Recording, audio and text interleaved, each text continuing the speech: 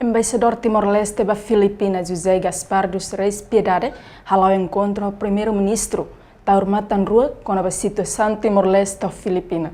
Embaixador Timor-Leste da Filipinas, José Gaspar dos Reis Piedade, ratou assunto neba jornalista Sira e a residência Farol de terça-feira semana né. Embaixador Gaspar dos Reis informa, atualmente a comunidade timorense Maurícia Filipina, composta de estudante em atos rua sanoloresinen, no cidadão bem em atos ida lima noloresinen.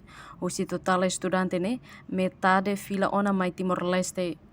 Filipinas durante Tinahat Nilar e nós relata com a atual situação de que tem comunidade timorense agora Maurícia Filipinas devido tanto a estudantes que agora halau se tem missão de nesse estudantes e universidades barbara que a Filipinas que lá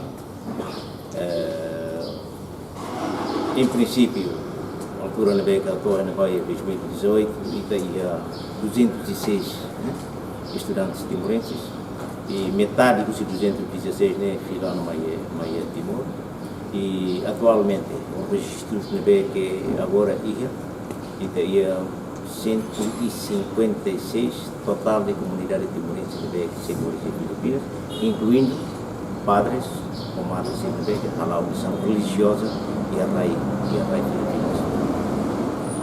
E não nemos ao tenta portanto atualizar a sua excelência o primeiro-ministro agora da dal negan ia na be de botiraten kata que na equipe ida na be que se está o mene deve na agora halo recenseamento eleitoral vai ter comunidade síria neba provavelmente depois de ser a fila equipa na fila pois com certeza que se relata para o governo se ele decide porque tinha em 2023 e tem mal ser vamos pela eleições legislativas e a Rai Filipinas. Niamos informa o primeiro-ministro Taurmatan Rua, presença equipa está em Omenek e a Filipina.